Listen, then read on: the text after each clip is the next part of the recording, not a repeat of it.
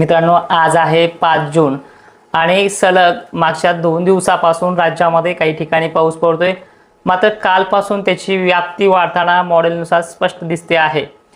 हा जिल्हा किंवा तो जिल्हा आज असेल याची मात्र गॅरंटी नाहीये, पण ह्या 5 दिवसात महाराष्ट्राच्या अनेक भागांमध्ये पाऊस चांगलाच होणार आहे। कारणही तसंच आहे, ढगांची गर्दी, जवळच कर्नाटकमध्ये मान्सूनचा प्रवेश आणि वाऱ्यामध्ये दमटपणा, ह्युमिडिटीची लेवल आणि ढगांची गर्दी या सगळ्याचं कॉम्बिनेशन पाहता महाराष्ट्रातल्या 4ही विभागामध्ये म्हणजे खानदेश, विदर्भ, मराठवाडा आणि दक्षिण महाराष्ट्रामध्ये ह्या 4ही विभागामध्ये ह्या 5-6 दिवसामध्ये अनेक ठिकाणी कोणत्याही वेळेला रात्री बेरात्री अचानक दिवसांनाही वातावरण दिसलं तरी संध्याकाळी तो धप्पा देऊ शकतो अशी कंडिशन आहे आणि त्याची प्रचिती काल भोकरदन जाफराबादला देखील आलेली आहे। मित्रांनो, ह्या 4 तारखेपासून कालच्या की 5, 6, 7, 8 चक्क 9 तारखेपर्यंत मान्सून पूर्वच पाऊस बरसणार आहे। जवळपास 7 तारखेपर्यंत तरी याची मजल चांगली आहे। मग आता विभागानुसार, जिल्ह्यानुसार कुठले कुठले जिल्हे आहेत ते देखील पाहूयात। तुमचे काही प्रश्न आहेत धोरण पेरणीबाबत की पेरणीची तारीख कधी आहे, त्याचबरोबर तुम्ही रोज व्हिडिओ टाकतात, काही जण आहेत, 1-2 जण, त्याबद्दलही सांगतोय। मित्रा, ज्यावेळेस बखाडी वातावरण होतं त्यावेळेस रोज दुपार, सकाळ, संध्याकाळ अल निनोचं, दुष्काळाचं भाकीत भयानक असं वास्तव्य असणारे मेसेजेस तुम्हाला येत होते। त्याच मेसेजला उत्तर म्हणून धीर देण्याचं काम मी करत होतो आणि ती करतही आहे। आपली अपेक्षाच आहे की आपल्याला रोज व्हिडिओ नको, तर तीही अपेक्षा मी पूर्ण करतो। वाटल्यास 2 दिवसाआड, 3 दिवसाआड व्हिडिओ टाकण्याचा प्रयत्न करतो। चिंता करू नका, मला व्ह्यूजची गरज नाही आहे। व्ह्यूज माझ्याकडे ऑटोमॅटिक येतात, कारण आपला जे काही प्रभाव आहे गेल्या वर्षीपासून ह्या वर्षीपर्यंत तो चांगलाच आहे।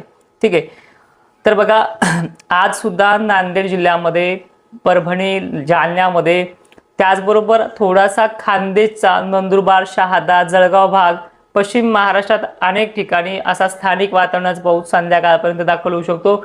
मराठवाड्याची जी काही कंडिशन आहे ह्या 7-8 जिल्ह्यांची ही चांगल्या पद्धतीने आहे। रोज या भागांमध्ये पुढचे 4 ते 5 दिवस भाग बदलत पद्धतीनं पण थोडी व्याप्ती वाढत वाढत हा पाऊस वाढत जाणार आहे।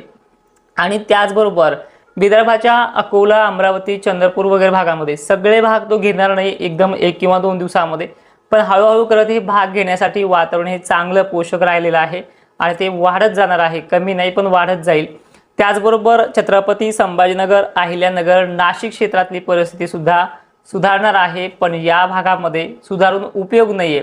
लगेच 8-9 तारखेपासून वारे सुद्धा इथे वाढणार आहे, पण दिलासा मात्र याला एवढा आहे की ह्या 6 ते 7 तारखेदरम्यान इथली व्याप्ती वाढणार आहे।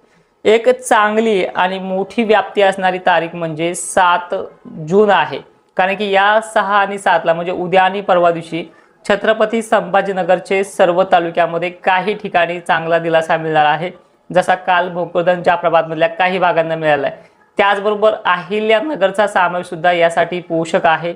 इकडे बघायला गेलं तर बीड, जालना या भागाची ही व्याप्ती चांगलीच ह्या 2 दिवसात वाढणार आहे। त्याच पद्धतीनं नागपूर जिल्ह्याला सुद्धा थोडा दिलासा ह्या 1-2 दिवसात मिळतोय। त्याचबरोबर सोलापूरला आणि कोल्हापूरची व्याप्तीमध्ये मोठी वाढ होणार आहे। यांना चक्क सलग 3 ते 4 दिवस या भागामध्ये वातावरण हे सक्रिय असणार आहे। वारे 8-9 तारखेपासून सक्रिय होणार आहे, कारण की मान्सूनला प्रसार करायला, मान्सूनचा पूर्ण भागामध्ये जोर दाखवायला हा 4 दिवस वाऱ्याचा जोर जो आहे तो 8-9 तारखेपासून वाढणार आहे आणि सलग तो 15 तारखेपर्यंत किंवा 14 तारखेपर्यंतही चालू शकतो।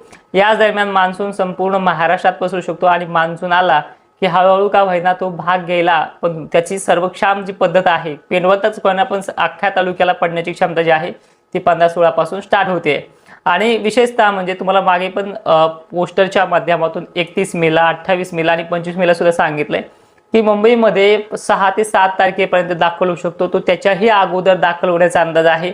आणि त्याच व्हिडिओमध्ये एक पण त्रुटी सांगितली होती, ती त्रुटी म्हणजे की मुंबईमध्ये तो 5-6 दिवस सुद्धा रमू शकतो, मग तिथे थांबू सुद्धा शकतो।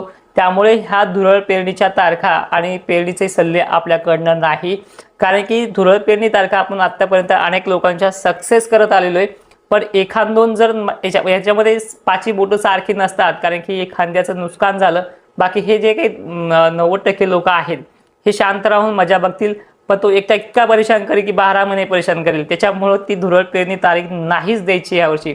पेरणीचा जो सल्ला होता 15-16 तारखेनंतर स्टार्टअप होईल, कारण की आता ह्याच अवकाळीमध्ये 4 ते 5 दिवस तुम्ही बघाल कसा पाणी पडतो आणि कसा नाहीये. तो चारही विभागामध्ये खानदेश, विदर्भ आणि मराठवाड्यातील अनेक भागांमध्ये जो पाऊस पडणार आहे, याच्यातही काही भाग म्हणण्यापेक्षा जवळपास 20 ते 30% भाग, जवळपास 25 ते 20-30% असा भाग आपण धरूयात, त्या पद्धतीनं सुटणार आहे. पण 40 ते 50% भागांना ह्या 4 दिवसामध्ये अनेक ठिकाणी पाणी होण्याचा अंदाज जो दिला आहे तो दिला आहे. यामध्ये दक्षिण महाराष्ट्र आणि मराठवाड्याचा समावेश आहे. आणि सर्वात महत्त्वाचं, पेरण्या 15-16 पासून तर 22-23 पर्यंत असा त्या पेरणीचा कालावधी असणार आहे. आणि याच्यामध्येच महाराष्ट्रातला मान्सून पूर्ण भाग व्यापून आपल्या पेरण्या सुखरूप पार पाडणार आहे. मित्रांनो, 1 जून हा ठरवत नाही की पुढे चालून हा पाऊस किती टक्के राहणार आहे.